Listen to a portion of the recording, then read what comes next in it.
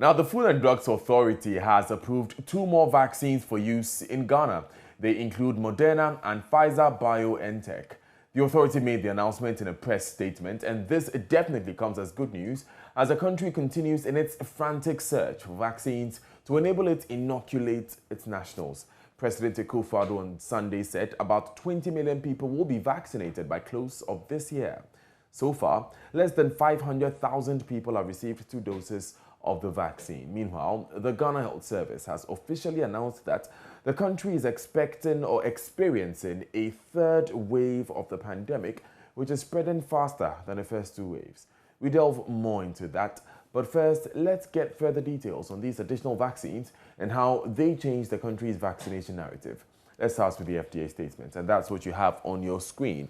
It says the Food and Drugs Authority would want to bring to the attention of the general public that it has approved 2 more COVID-19 vaccines for importation, distribution, and use in Ghana.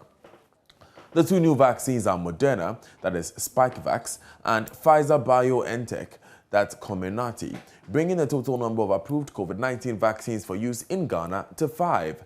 And they are as follows: Sputnik V, Covishield or AstraZeneca, COVID-19 vaccine Janssen, Moderna or Spikevax, and Pfizer-BioNtec or Comirnaty. The FDA continues to use the emergency use authorization pathway, which is the accepted procedure for all national regulatory bodies globally in order to ensure timely access to quality and safe medical products, including vaccines during this pandemic. The authority therefore wishes to assure that all the approved COVID-19 vaccines have been subjected to rigorous safety parameters, and therefore the public are to receive these vaccines without any reservations. The FDA remains committed to safeguarding the health and safety of the public as mandated by the Public Health Act 2012 Act 851. Now, for further information regarding all FDA-regulated products and the contact information is right there at the bottom of the statement. It's signed by the Chief Executive Officer of the FDA, Mrs. Delise Darkon. Joining us via Zoom for more on this is the Head of Vaccines and Biological Products at the FDA, Dr. Edwin Nkansa. Dr. Nkansa, we're grateful for your time. So your statement said that you used emergency use authorization to approve these vaccines. What does that mean? Thank you very much. Yes, and thank you to your listeners and viewers. As stated, my name is Edwin Nkansa. I am with the Food and Drugs Authority. I am the head of vaccines and biological products. We used emergency use authorization to approve these vaccines, which is a published guidelines that guides the FDA towards the approval of such applications that come through. Let's move to the next. Are you hearing me? Yes, you're on air. Hello? We were losing you at a point, but now yes. You're back. So this... okay, thank you. Yeah, so these are procedures and guidelines that will provide applicants, people who come in with intending to make available these vaccines to the Ghanaian populace. They provide them with a minimum requirement that will provide FDA the guidance as to evaluate it on the basis of the risk and benefit of the product. So these are minimum requirements that will the FDA will based on to grant authorization to such products. Right. So what does this now mean for vaccine procurement in the country? Hello? What does this decision mean for vaccine procurement in the country? Hello? I think I'm losing you now. Right, can you hear me? Dr. Nkansa, I'm trying to find out what this means for vaccine procurement in the country. Now that these 2 vaccine strains have been approved by the FDA. Yes, so, okay, thank you very much.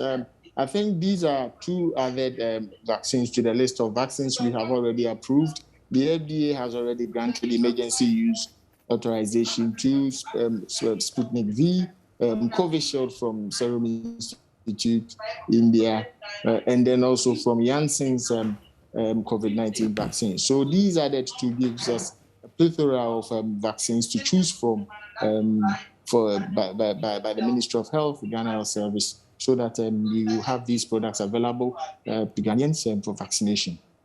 Now, would So private now in total, we have individuals 5 vaccines authorized for use in the campaign. Yes. Would private individuals be able to get authorization from you to import these vaccines and maybe sell them or distribute them? Yeah, so strictly by the FDA applies the emergency use authorization guidelines strictly.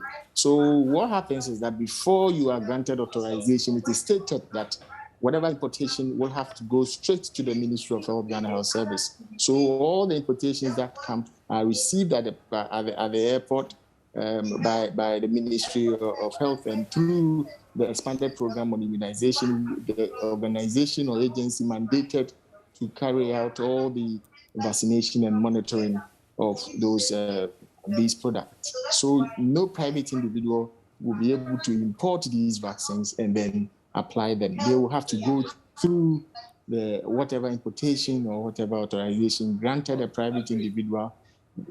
There should be an agreement where when the product comes into the country, it goes straight to the stores of the expanded program on immunization, which is the government.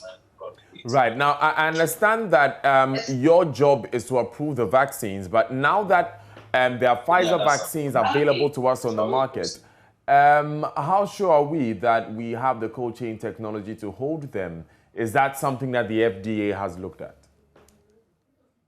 Yes, before the FDA grants these authorization, of course, and before such a product is even released for the purposes of vaccination, and then even accepted into the country, of course, the FDA ensures that the cold chain is maintained. In other words, the logistics to maintain the cold chain should be in place. So what authorization is granted on the basis that we have a solid cold chain logistics in place to sustain and maintain the integrity of these vaccines.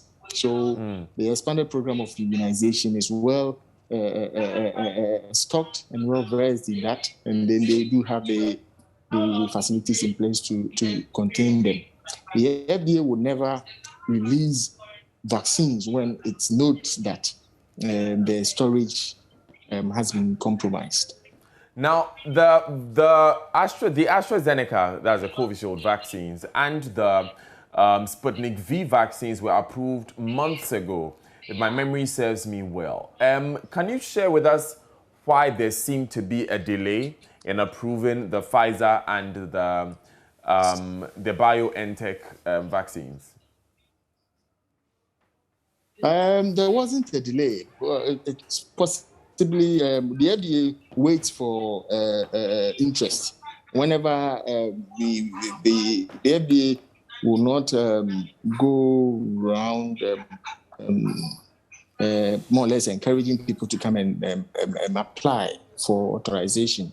The FDA tends to wait when the request comes for authorization. You receive the documents, you evaluate them for it to conform with our safety, quality, efficacy standards. Before, when it meets those standards, then we grant emergency use authorization. So I believe it's a matter of timing. This is at the moment where the manufacturers or the suppliers think they have enough stock to support Ghana. That is why they have put the request came, and then FDA has granted the request.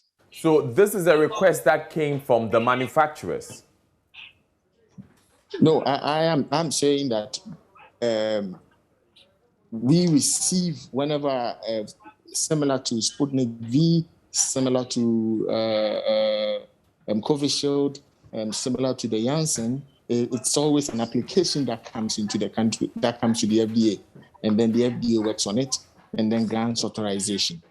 Yeah, so it's the same similar process. Yeah, you see, Dr. Nkansa, I'm simply asking this question because I want to know where what it means for us getting these vaccines soon enough, so that we know, is it the Ministry of Health which has maybe gotten a lead somewhere and so they are seeking the authorization, or the suppliers themselves want to do business with Ghana and so they applied for the authorization? That's why I'm asking this question, Dr. Nkansa. Thank you very much. With this particular vaccines, the